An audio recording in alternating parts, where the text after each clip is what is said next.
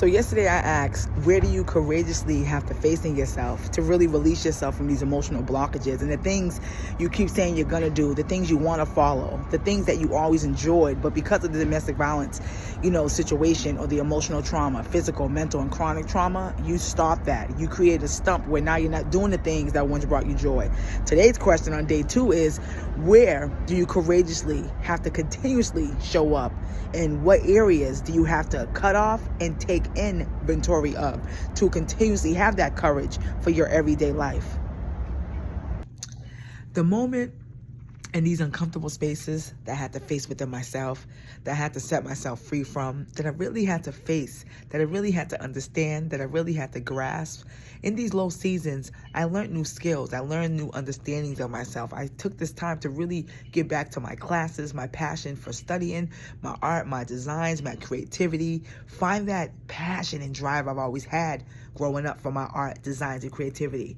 And sometimes I don't even recognize myself when I was going through these traumatic experiences, losing my father, moving away from a domestic violence relationship in order to set myself free, having to move unexpectedly, all these changes that were thrown onto me. The biggest thing I've learned is courage and how I've always spoke up for myself. I've always kept true to my style, my voice, what I stand for, and what I want to do. And I've always kept in the back of my mind my purpose for my classes and women empowerment. I've never lost that focus and passion, even when life threw me around in twists and turns, and just understanding yourself and taking accountability and not sitting in that victimized mindset, talking about the same things over and over and never find a solution. I'm grateful that I listened to God. God has been the biggest testimony of my life. You people out there who don't understand the power of listening to your spirit, I know it's a struggle, and you think it's all about living through your emotions and feelings. And sometimes I knew that wasn't the way of living. I had to wake myself up and get out of living through the emotions, the ego, the flesh.